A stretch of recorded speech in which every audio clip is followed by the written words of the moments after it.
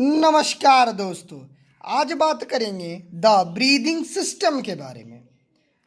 जैसा कि हम लोग जानते हैं कि इस दुनिया में जीने के लिए हम लोग एटमॉस्फेयर से, मेरा मतलब कि वायुमंडल से सांस लेते हैं और सांस छोड़ते हैं। मगर आज आपको एक बात जान के बहुत हैरानी होगी कि जब हम लोग सांस लेते हैं तो उस दौरान हम लोग एक गैस को अपने बॉडी के अंदर इंटर करवाते हैं, जिस गैस का नाम ऑक्सीजन है। और जब हम लोग सांस छोड़ते हैं तो हम लोग एक गैस को अपने बॉडी के अंदर से बाहर निकालते हैं, जिसे हम लोग कार्बन डाइऑक्साइड कहते हैं। इसको हम लोग शॉर्ट में CO2 कहते हैं। मेरा मतलब कि कार्बन डाइऑक्साइड का जो सिंबल है, जो फॉर्मूला है, वो CO2 है, जहाँ पर कि C मेरा कार्बन है, O2 मतलब डाइऑक्साइड को दिखा रहा है, कार्बन डाइऑक्साइड।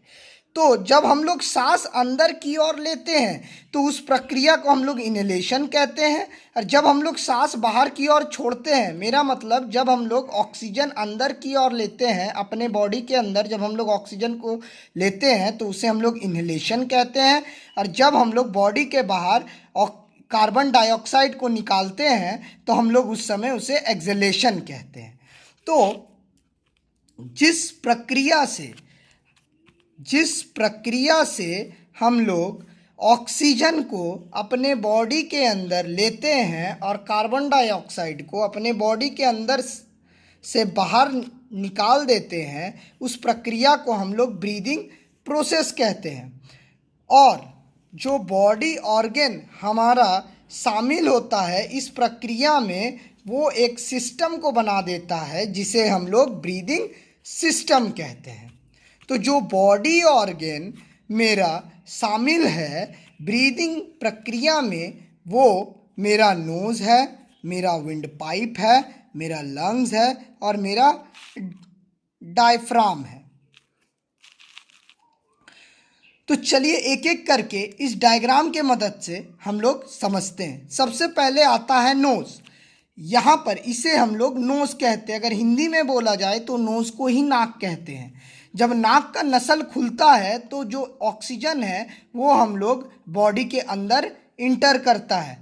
मतलब कि सिंपल से शब्दों में समझा जाए तो जो ऑक्सीजन और जो कार्बन डाइऑक्साइड जो हम लोग ले रहे हैं अपने बॉडी के अंदर और जो हम लोग छोड़ रहे हैं, वो मेरा नाक के नसल के ओपनिंग के वजह से होता है।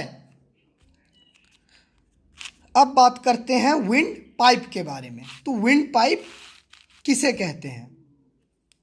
नाम से ही पता चल रहा है कि विंड पाइप को हम लोग गैस पाइप भी कह सकते हैं।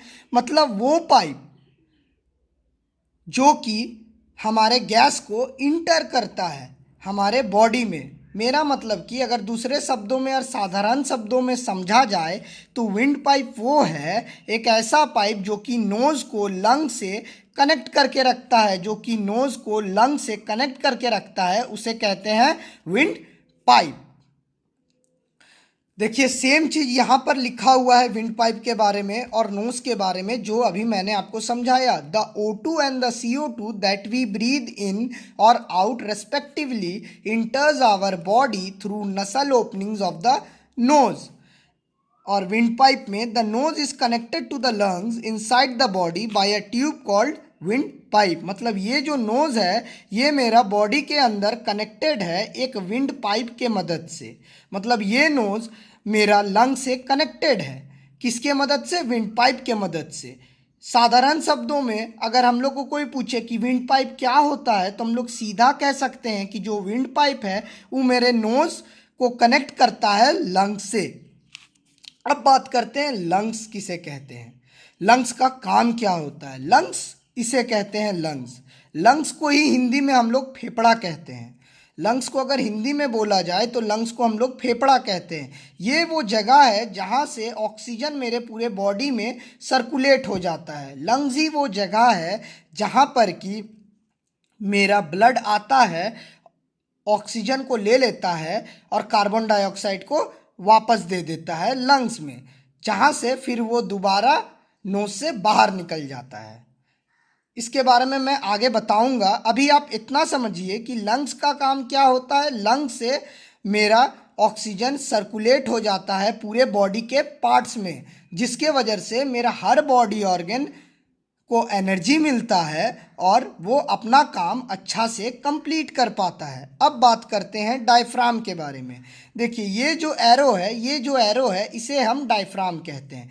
डायफ्राम का काम ये है कि डायफ्राम जब हम लोग सांस लेते हैं, मतलब इनहेलेशन के दौरान मेरा डायफ्राम नीचे की तरफ आता है, जिसके वजह से एक वैक्यूम इफेक्ट क्रिएट होता है, जो कि जिसके मदद से ये जो एयर जो हम लोग नाक से सांस लिए, मतलब मेरा जो नाक से जो मेरा ऑक्सीजन इंटर किया वो लंग्स तक पहुंच जाता है। और एक्सहेलेशन के दौरान यही डायफ्राम ऊपर की तरफ जाता है, जैसा कि यहाँ एरो में मैंने दिखाया है। तो जब ये ऊपर की तरफ जाता है तो ये कार्बन डाइऑक्साइड को पुश करता है और वो नाक से बाहर निकल जाता है। देखिए यहाँ पर जैसे लिखा हुआ है, it contract and flattens when we inhale, this create a vacuum effect that pulls O2 into the lungs, when we exhale it relaxes and the air is pushed out of the lungs. मतलब कि अगर इस system को simple से अगर समझा जाए तो हम लोग सांस इनहेलेशन के दौरान हम लोग सांस को अंदर लेते हैं, जो कि नाक के नसल के ओपन होने के कारण मेरा ऑक्सीजन इंटर करता है बॉडी में, और ये जो ऑक्सीजन है ये मेरा विंड पाइप के थ्रू लंग्स तक पहुंच जाता है। जिस समय ये लंग्स के पास पहुंचता है उसी दौरान, मतलब लंग्स पहुंचा नहीं है, ऑक्सीजन जो है मेरा लंग्स में पहुंचा नहीं है, लंग्स में पहुंचने के पहले ये जो डायफ्राम है वो नीचे की तरफ आता है, जिसके वजह से एक वैक्यूम क्रिएट होता है। और इस वैक्यूम क्रिएट होने के कारण ये पुल करता है ऑक्सीजन को और मेरा ऑक्सीजन लंग्स तक पहुंच जाता है। अब जब एक्सहेलेशन का प्रोसेस होता है तो ये जो डायफ्राम है अब ये ऊपर की तरफ जाता है, जैसा कि एरो में दिखाया जा रहा है। अब ये जो डायफ्राम जैसे ऊपर की तरफ गया तो ये एयर को, मतलब मेरा जो कार्बन डाइऑक्साइड है उसको पुश करता है कि वो विंड पाइप से होते हुए नाक से बाहर निकल जाए। मतलब ये जब ऊपर की तरफ जाता है तो फिर यहाँ नोज़ का नसल खुलता है और मेरा जो कार्बन डाइऑक्साइड है वो नोज से बाहर निकल जाता है। ये प्रोसेस कंटिन्यू होते रहता है इनहेलेशन और एक्सहेलेशन का। मतलब कि साधारण शब्दों में समझिए कि अगर हम लोग जीते हैं तो इनहेलेशन और एक्सहेलेशन के प्रोसेस के कारण ही एक इंसान इस धरती में जी रहा है। अगर इसमें इन दोनों में से अगर किसी एक प्रोसेस में भी कोई भी दिक्कत आ जाए या कोई भी अगर बॉडी में प्रॉब्लम हो जाए तो वो इंसान की डेथ निश्चित है। अगर ये वीडियो आपको पसंद आया तो मुझे लाइक कीजिए, शेयर कीजिए और हमारे चैनल को सब्सक्राइब कीजिए। थैंक यू यह वीडियो देखने के लिए। और अपडेटेड वीडियोस के लिए मुझे कमेंट कीजिए कि किस टॉपिक पे आपको नया वीडियो चाहिए। Thank you.